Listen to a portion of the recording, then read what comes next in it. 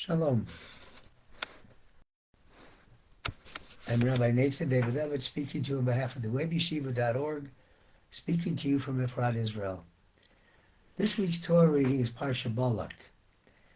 Parsha Balak teaches us an amazing lesson about anger and about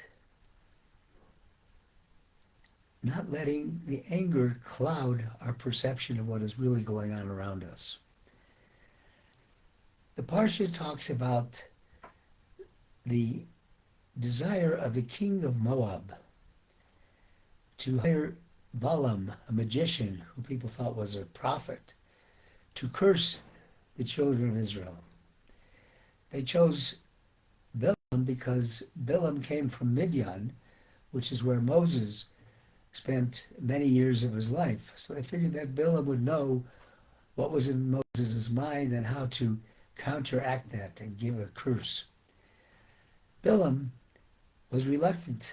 He said, I can't curse whom God wants to bless. And we know that going back to Abraham, God promised anybody that blesses the Jewish people will be blessed. Conversely, anybody that curses them will be cursed. So Balaam is saying, I can't curse a people that have been blessed. But Balak's messengers persisted, and the idea of getting a lot of money from the king of Moab convinced Balaam that despite God wanting him not to do this, he would go. And so he was going with the princes of Moab, the king's messengers, to return to talk to the king. This is after initially saying, I can't do it, but then, okay, he's reconsidering. So he's riding on a donkey, and the donkey, as he's riding along, goes off the path 3 different times. First he goes off the path. Balaam gets upset with this, doesn't know why he's going off the path, but starts beating him. Donkey continues, and he's in a narrow lane with stone walls next to it, on each side of it, and the donkey squashes the leg of Balaam against the stone wall.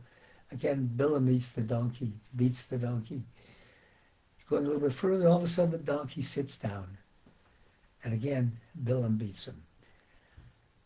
Now, why was the donkey acting like this? Because each time the donkey saw an angel of God with the fiery sword in his hand, indicating that if he took one step further, he'd be killed and Balaam would be killed. So he was saving Balaam's life. Well, Balaam didn't know this and didn't think to ask, or even ask himself, why?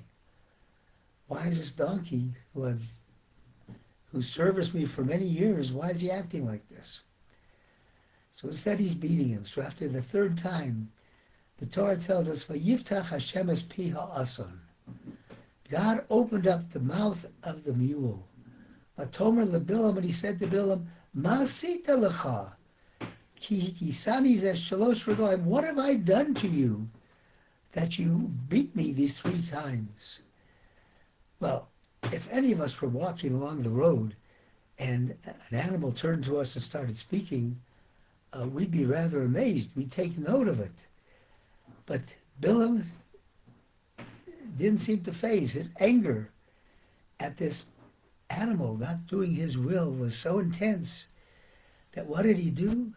Vayomer Balaam la'asim. Balaam said, if I had a sword in my hand, I would kill you, which is an amazing thing. Here he's out to kill the whole children of Israel, God forbid, and he doesn't have the means to kill his little donkey. His anger blinded him to the reality of what was happening. So many times we get in a situation, we get in a machlokus, a dispute with people, and we get angry. And the anger then engenders us to overlook the reality of the situation, causes us to not to examine ourselves and find out why we're angry or what's happening. And we learn from the story of Balaam and the donkey that is an important way of dealing with a dispute or machlokus is to be silent. Don't respond. That can solve a lot of problems. Rabbi said that a wise person said, when I am silent, I rule over my words. But when I speak, the words rule over me. No one knows what you're thinking. So you keep your thoughts to yourself. But if you then open up, that can cause a lot of machlokus. Chazon Ish says there's two things a person will never regret doing. One is studying Torah, and the same is remaining silent. The second is remaining silent. The sages say the same thing. In the Gemara, it says, "Gadalti ben tamei chachamim, lo motzasi tov mishtika." I grew up among wise people. I never found anything as beneficial to me as silence. In the Gemara in Sanhedrin, it discusses the discussion that Balaam had with his donkey. And we learn from this discussion and the reaction a very important lesson in life. And not just to overlook the obvious, not to marvel at the miracles that are happening, but more than that. So here's Balaam having this discussion with his donkey.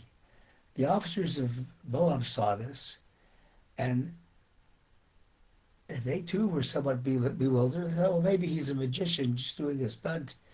So they said, well, why didn't you just ride a horse? So Balaam said, no, he generally rides a horse, but his horse was in the pasture. He didn't want to bother him, so now he took a donkey. The donkey immediately spoke up and said, what are you saying? You always take me on trips. I'm your donkey. You don't generally take a horse. So then Balaam wanted to seem to be like somebody who tells the truth. So he explains he uses the donkey to carry heavy loads, but he normally rides on a horse. And the donkey says, no, you use me for riding. And Balaam says, only rare occasions. The donkey said, no, you use me all the time. This was very embarrassing. So if he had remained silent, rather than compound his problems, he would have saved himself a lot of public shame. So we can see from this that if somebody's embarrassing you or angering you, you do much better to control yourself and not to try to justify what's happening and not to overlook the obvious.